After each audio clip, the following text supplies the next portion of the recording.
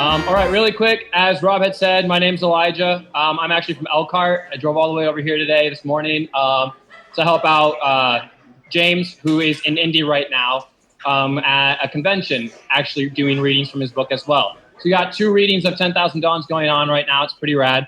I've been interning for him for almost a year now, I think. He's an old friend and everything. So just, kind of friends helping out friends. It's what we do. So this first part that I'm going to do is the theme song of 10,000 Dawns, written by another intern named Alex Christopher, who she's been interning for about the same amount of time that I have with James, and she wrote this song specifically for 10,000 Dawns. So I can't take any credit for what I'm about to sing or play right now. This is all her. All right.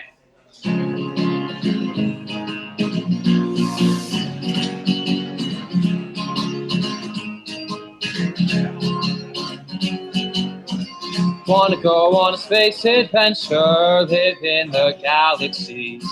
Wanna spend my whole life out there, use my time in the universe wisely. I wanna go and see the stars, be the first boy to ever live on Mars.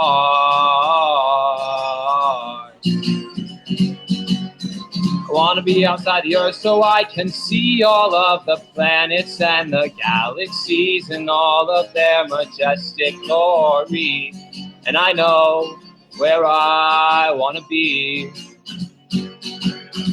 And I heard you went on a space adventure without me. I heard you went with someone else.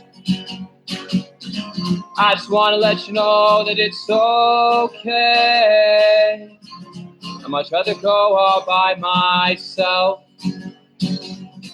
Wanna go on a space adventure, see the universe is right outside my door. Wanna go and see the cosmos, wanna leave here and explore. Wanna use my time in the universe wisely, wanna go to a different place. Because if you wanna live your life right, you gotta learn to accept change. Wanna go and see the sun, get in a rocket and leave like I'm on the run. The stars are the only place to be, far away where we have yet to see.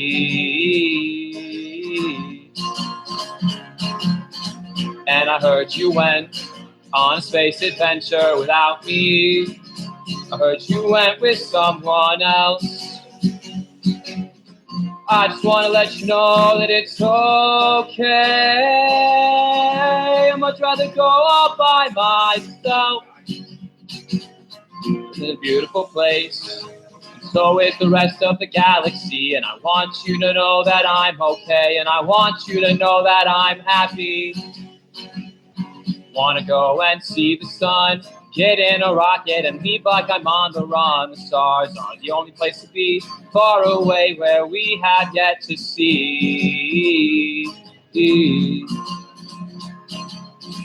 And I heard you went on a space adventure without me.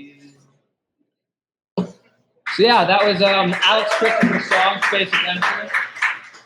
I will say she does it a lot better than I do. The rest of what I'm going to be doing is 2 readings from James Wilder's 10,000 Dawns. I'm just moving this back out this direction. Sure, make sure you talk on the mic for recording. Yeah, which one? This one, that one, any you like. This one. What about this one? How's this one working? Turn it on. Turn it on. That's probably going to help. Is it working now? It's on. Yeah. Can you guys hear me? Sweet, sweet. All right. So the first one that I'm going to be reading is it's actually called High Times at the Black Hole Restaurant and Bar. All right. Pretty much all I got to say about it. Start off. Being a chef in the future is awful. Let's not even pretend this isn't the future. Look, people live in a spaceship and on Mars, and I run a flying establishment on the Red Rock called the Black Hole Restaurant and Bar. Literally, it flies. It hovers around. People have to use VTOLs, vertical takeoff and landing ships, and jetpacks to get up here. It's the most impractical place to eat in the solar system. But I love it. And it's mine. But I'm getting away from my main point. Being a chef, future. Don't do it. Here's the thing. Let's say you want a burger. People at home can use a food printer to print out an exact molecular copy of the best burgers ever made. I should know. I cooked the 3rd most popular one on there. It was my final year of culinary school. I cooked a completely perfect burger. And a scan of it is in every household from here to the Hole. At least, I think they have it in the Hole. So try to compete with that burger. People have to get up out of their chairs, get dressed, and find a way to get to your establishment where you're going to probably cook a burger that is not the most third popular burger ever cooked. It's just not worth it for most people, so they eat at home. You want to know why people go out to eat? So they don't have to eat at home. Heck, most restaurants don't even cook anymore. They just print the food like most people and let people pay to put their butts on seats. If you're fancy, you'll get the exclusive rights to certain molecular maps of some dishes, not available to the public. And there will be a real reason to show up. But that's if you're lucky. Me, I know that people are here for the ambience. So using the ludicrous royalties from my third best burger ever, still split 70-30 with the culinary school, and I'm not even getting the big numbers.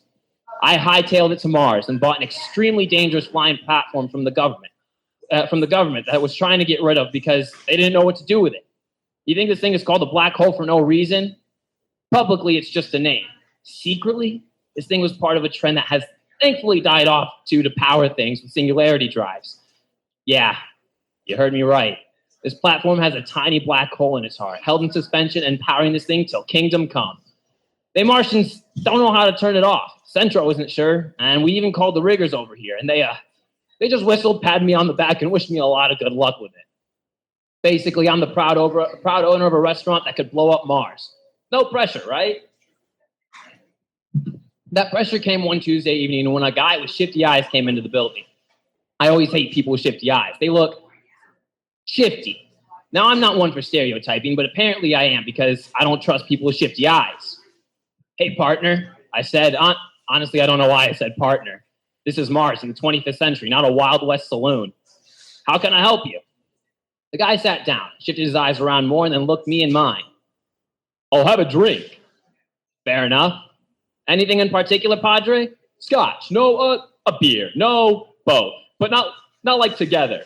Coming right up, I said cheerily, but not too cheerily. I know how to bartend. I slid the guy his drinks, and he downed the scotch right off, then started nursing the beer. You want to know what I hate? You're going to tell me whatever I say, I thought. The government, he said, confirming my suspicions. Oh, yeah? I said, pretending I cared. Yeah. Can you believe people elected Zhang Han as president?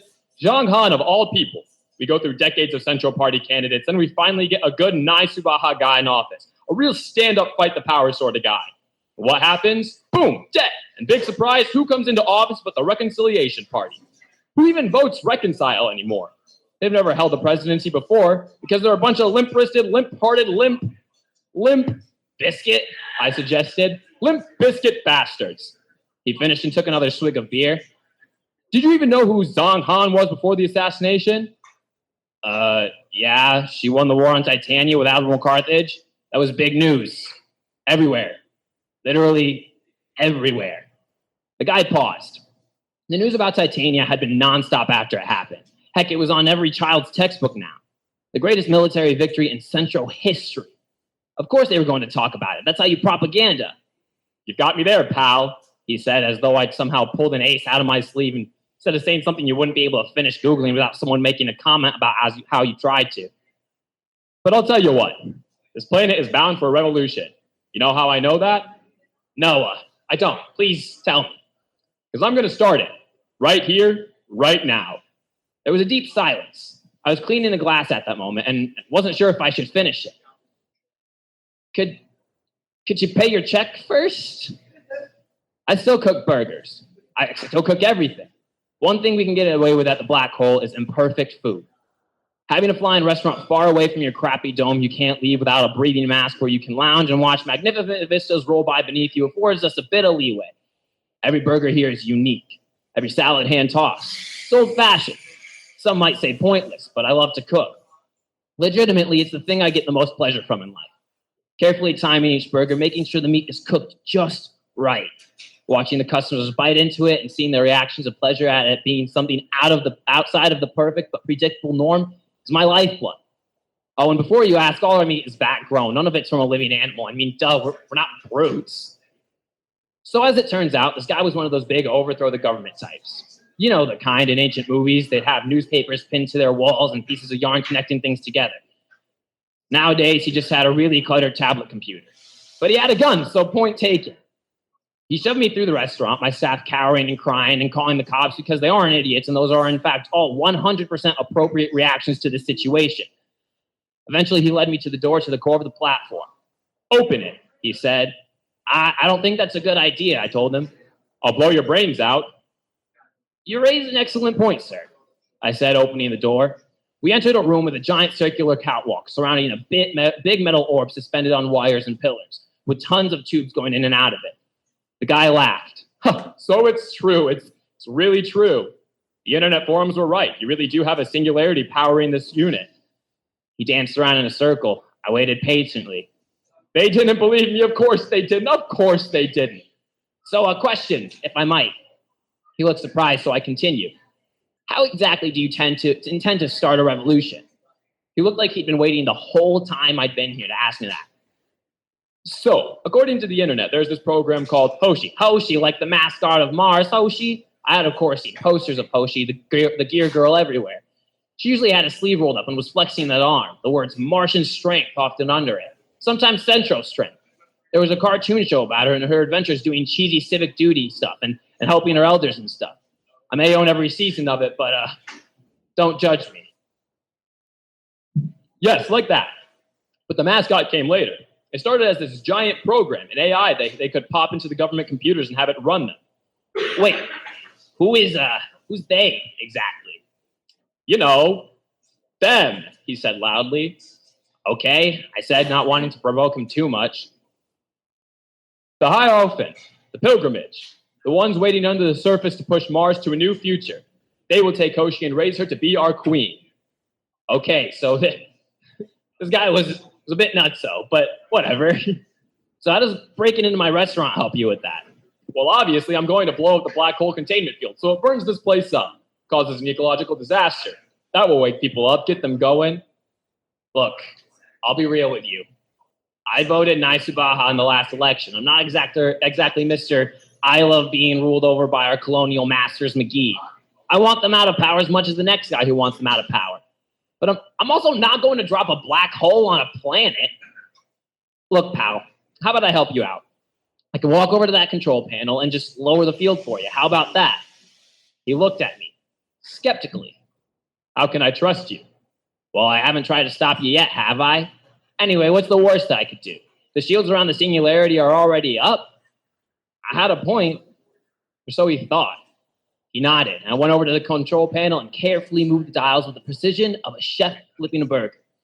I shifted the force field so it formed an ovoid shape that encompassed our new pal here, and did so with such care that he didn't even feel the change in the air over him, or the hair standing up on his neck.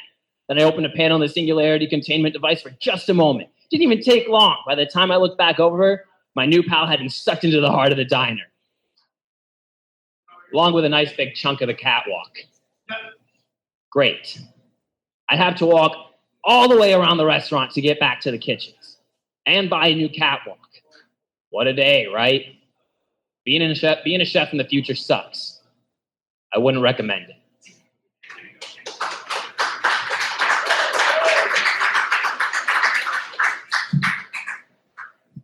The other story that I'm going to be reading is called Kalinkata's Bad Date. Quick synopsis on this one. Quick synopsis, there's two characters, Josh and Jae-Sung Ki. Jae-Sung Ki is on government surveillance for the time being due to one of his past girlfriends, and his friend Josh just set him up on a blind date. So that's just so you have a little bit of background before we start this one off. The pillow hit him in the back of the head with a dull thud, and Song Ki moaned even though he barely felt it. Joshua sighed, picked up the pillow, and dropped it on him again. Come on, Song Ki, stop acting like this. I'm not drinking. I'm not on drugs. I'm doing work and feeding myself. What more do you want, Josh? Get out of the house and stop acting like you're depressed. You realize I'm clinically depressed, right? Yeah, so have you taken your meds yet today? Song Ki peered up from under the pillow. There are clearly spies in this room and will not bow to international pressure. Josh cursed, and Song Ki heard him rifling through his cabinets before finding the pills on the counter. He brought them over to Song Ki with a glass of water. If you take these, I'll stop dropping pillows on you. Song Ki narrowed his eyes and grabbed the pills in the glass. Sadist. I love you too. So why are you over here anyway? He swallowed the pills. I know for a fact you're not checking up on me. Joshua ruffled his short hair awkwardly. Well, no, I'd like you to do me a favor. Sanki looked up at him drearily. Right. So, look. I accidentally set you up on a blind date. I'm not going. Look, it'll be good for you. Things went bad with your last two girlfriends, sure, but you can't just keep brooding like this. Fung is dead, and I'll never see Geraldine again. Heck, if I try to. He jangled the ankle bracelet he had on. This will alert every cop on the planet I'm trying to run from, and they will converge on me like a successful analogy. So, hey, things just went bad. It's not like a planetary government decided to interfere with my last relationship. Actually, the people at the monitoring station are probably listening right now, so we better be clear as to how much we love our country. Josh pursed his lips and took Sanki's cup from his hands. Kevin and Yi-suk at the monitoring station shook their heads. Come on, just go on the date, man, Kevin exclaimed. I already ship it, Yi-suk muttered. Okay, sorry, understatement, but still, you're a young, mildly attractive man. You should be getting yourself out there, Josh continued. Sanki put the pillow over his head. I don't want to. Look, this woman is right up your alley. She's independent, a rimward. You like rimward girls, right? Sanki threw the pillow at Josh. Just because my last girlfriend was a rimward doesn't mean I'm attracted to all of them, you gallon of skimmed whole milk. Look, just give it a shot. If you go on a date with her, I can go on a date with her friend. Her friend doesn't want to leave her alone for the night. Because she can't take care of herself or because she burned the hotel down. Just because it's rude to leave a friend alone when you're traveling together without finding something for them to do. Sanki weighed his options here. He gave up. Fine, whatever. You owe me. Yes, Josh, Kevin, and Yi-suk said, pumping their fists in the air. Sanki went back to sleep. Jae Sanki had picked out his outfit carefully. He may be going on this day under duress, but he felt a sense of responsibility to not look like the total slob he was. For the first time in a month, he shaved. He took a long shower and scrubbed himself clean. He even got a haircut, getting his hair back to the short, practical look he'd been used to in the military. He dressed in a nice pair of khaki chinos, a black blazer, and a white dress shirt with the top button undone. No tie. He had a nice pair of penny loafers on his feet to boot. Really, he looked better than he'd looked in months. He smiled in the mirror before he left. It looked forced. Still, he arrived at table 12 at the Cafe Svetlana at 10 till 7 and waited patiently at the table. Even though he didn't want to be there, he felt a well of optimism growing in his heart, despite himself. What if he and this woman did really have some sort of connection? His heart still ached for Geraldine, but he knew she'd moved on long ago. He had been provided proof of this by his government handlers. His probation was nearly up, and he'd be unshackled, but he couldn't go back to her. She had someone else now, someone with more future prospects than him. He pulled at his collar. Maybe this woman would be someone wonderful. Josh was right. He couldn't spend his whole life moping, right? The door jangled. A woman stepped through the door, daintily clutching her clutch. Kalankata clutched the edge of his chair. Oh, for Christ's sake, really? The woman's jaw went slack. Oh, you have got to be kidding me. They stared at each other. Hi again, Chrome Teeth. Hi, Kalankata. I'm going to kill my friend Josh. Sounds fun. Maybe this date isn't a bust after all. Chrome Teeth wasn't just staring up at the ceiling. She was trying to figure out what chemicals were in the paint. Jem was, of course, being her usual self and was doing something over by the mirror. Chrome Teeth gritted the metal of her teeth together, made a sound like rubbing two pieces of wet sheet metal against each other. I need you to do something for me, Jem said. Depends on what it is. I need you to go on a date. Chrome Teeth rolled over to face her. You need me to what? I found a guy who has some codes I need to the 5th Ryu military storehouse. I've got a date with him, but he stipulated I needed to set up his friend with one of mine. Standard born wingman stuff. You're free tonight, so I thought you wouldn't mind. Chrome Teeth groaned and rolled around on the bed, which made uncomfortable noises due to the excessive weight of her small frame. So you'll do it? Fine, Chrome Teeth said, but you better get those codes, and smashed a pillow down over her head. She planned on enjoying having a hotel room to herself. Now she had to be social. It was horrible. The two sat awkwardly at the table. So, Sanki said, breaking the silence, I guess we should try to get to know each other. I guess, or we could just go home. I'd be okay with that. But I had to white knuckle this whole night with you, so I'm afraid that's off the table. Wait. Do you actually white knuckle? Like, your bones aren't white, they're metal. Chrome Teeth thought for a moment. Huh, I guess not. Regardless, we're having dinner. Aye, Captain, though this does give away your cunning plan. Oh, your friend set you up on this date with me. Friend is such a strong term. So is date. Colin caught aside and reached down to his shoe. Chrome Teeth ducked her head under the table to see what he was doing. There was an anklet on his foot, and Colin Cotta was fiddling with it. He finished, and she pulled her head up. Your friend is on a date with Josh. Josh works at military plant number 4 in Ryu. Josh knows access codes. It's not hard to figure out. So you're going to play a little hero and try to stop us? I really don't care. The brutal honesty of that remark caught Chrome Teeth off guard. What do you mean you don't care? I mean, I don't care if you break into number 4 and steal a ton of stuff from it, or whatever you're doing. No patriotic duty? I thought you were a war hero or something. I know Guru Gara better than you do, and I take more pleasure than you in it getting robbed. Plus, I know if anything bad happened to Josh, your operation would be found out in an instant. The waiter came by and dropped off their drinks. Chrome Teeth had an elaborate drink with several layers of colored liquors. Colin Cotta had black coffee. So what you're telling me is we can, in fact, leave. Oh, no, see, if I go home, Josh will be there with your accomplice. And let me tell you, when you leave, I'm going straight home. If you're manipulating me, I'm going to at least annoy you. You drive a boring bargain. So what'd you do to your foot? I'm under government surveillance. Right now, they think we're having an awkward silence. If you're ready to talk more, I can fix it back up. She shrugged. Since we'll be here a while, he reached down again. Whatever happened to Jackbox? I thought you two were really close. You're not cheating, are you? Sanki looked impassive. Muscle in his face twitched. She got deported. That tied to your new jewelry? Yeah. Then I'll speak no more of it. Sanki nodded. So, this is a date. You should tell me about yourself. Sanki sipped his coffee and looked at her expectantly. Nuh-uh, Fizz Pop, you're going first. Fine. He set the coffee down and gestured heavily as he spoke. My name is Jae Sanki. I am technically a high school dropout. I won the Medal of Honor, but I don't like talking about it. I was engaged, but the war got in the way of that. I had a girlfriend, but that didn't work out either. I'm a former alcoholic, but I lost track of how long I've been sober because who really cares? The point is I'm sober now. I like puppies, pasta, long walks on the beach, and I've got major PTSD. What's up with you, Slick? She nodded, sticking her bottom lip out a little. Impressive. Nice quick synopsis there. I guess I owe you mine. Former child drug dealer, former blind person, and former haver of a massively degenerate disease.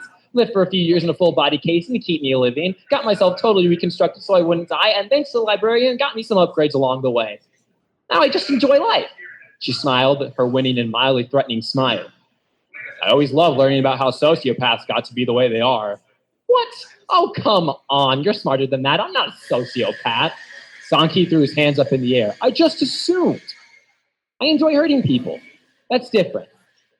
A good old-fashioned sadist, then. She nodded. Great. I'm highly reassured. Don't they tell you in school that you should always do what you love? I grew up in a communist society based around maximizing societal usefulness and welfare. So, no. Well, I never went to school, so it was just a guess. But seriously, Sanki continued, don't you think there's anything messed up about enjoying hurting people? You do realize that's wrong, right? Do you? Yes. Sarah leaned in over the table, her metal smile seeming somehow less physically menacing and more sinister. It looked like she was rubbing her tongue along the tips of her teeth. Then why stay? It's your choice to be here. You like talking to me, don't you? Is there something thrilling about it? I mean, I know exactly what I'm doing, Sanki. Let's not get any illusions. I bite people's fingers off and laugh at them about it. I saw something condoned in normal society, but you haven't left this table. You say you would go straight home, but Rio is a big city. Gargantuan, really. Tens of millions of people in layers of domes and buildings. You could find something to do till Josh finishes his tragically manipulated date with my cohort. You chose to stay here with me. Sanki didn't look uncomfortable, which made Sarah a bit disappointed, but also intrigued. No, you're right. She raised an eyebrow. I am, eh? He looked her right where her eyes should have been. It certainly can't be for my own good. No, it really can't. I can't say it would be a healthy habit to be around such a corrupting influence as me. Maybe I just think you could do better. That's an even more unhealthy attitude. Sarah crossed her arms and looked him over. She seemed to come to some sort of decision. What? Sleep with me. What? You probably won't see me again, nor I you, but let's face it, you like my type. People who are dangerous in a way that's just plain unhealthy. You like the fact that you know how to sit with me, and that you can be so certain that I'm not going to, she gnashed her teeth, rip your throat out. You're getting awful Freudian. You want to see how Freudian I can get? Come back to my place. Song-Ki looked flabbergasted. I'm not sleeping with you. No, I mean you bite people's fingers off. You said yourself that's really messed up. You kill people. You kill people? He didn't meet her gaze. Look, here's what I'm saying.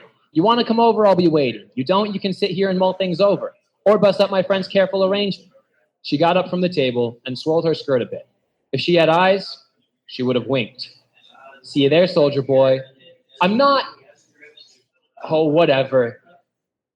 Kevin and Yi-Suk looked at each other. Okay, I really need to know what happens. Oh my God, Kevin, that's private. Yi-Suk, we spend all day literally spying on people. We watch this guy shower from hidden cameras. This isn't the time to grow a conscience when something this juicy might go down. They looked at each other. This is an absolutely terrible pairing. It's a hypothetical one-night stand, Yi-Suk. Yeah, but it's the kind of thing they'll regret in the morning if they do, right? Like I said, juicy. Anyways, we don't have to spy. We don't have to spy. We just have to see if he goes to that address. They leaned in. Song-Ki walked in at 10 a.m., grumbling. Josh looked up from the couch where he was still nursing his hangover. Are you okay, man? Song-Ki replied. How are you? He enunciated. I'm great. Oh, man, me and that rim chick, we really hit it off. I can't really remember much, but we had a lot to drink together. I think she really liked me. You get her contact info? Josh's face fell. I forgot. Song-Ki nodded and went over to the sink to take his meds. Thought so.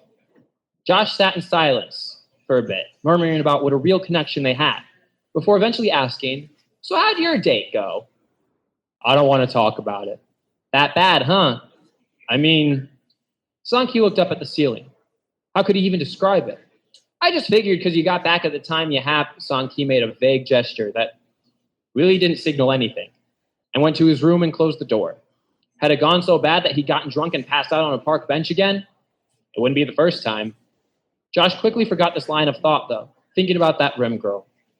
Man, Josh ruminated, she was perfect. Maybe we'll find each other again. Oh my God, he was so boring, Jem lamented. I got everything I wanted out of him without even trying. I just got him passed out drunk and looted through his room. Got a nice watch, actually. Jem showed Chrome Teeth her watch. Chrome Teeth was unimpressed. Okay, well, how did your date go? Chrome Teeth laughed. What's that supposed to mean? I had a good time. Jem gestured to her for her to continue. Details, now, she said harshly. Sorry, Gemstone. I don't kiss and tell. What the hell are you talking about? All you do is kiss and tell and kill people. And torture people. Jem rolled her eyes. And torture people. Chrome Teeth leaned back and flashed a grin. Some things are better left a mystery. Was it a good date? Was it a bad date? Who cares? Life's too short to worry about other people's business. Jem clearly was bothered by not knowing, which was the whole point. She slid a pillow under her head on the bed and moved on to the next day.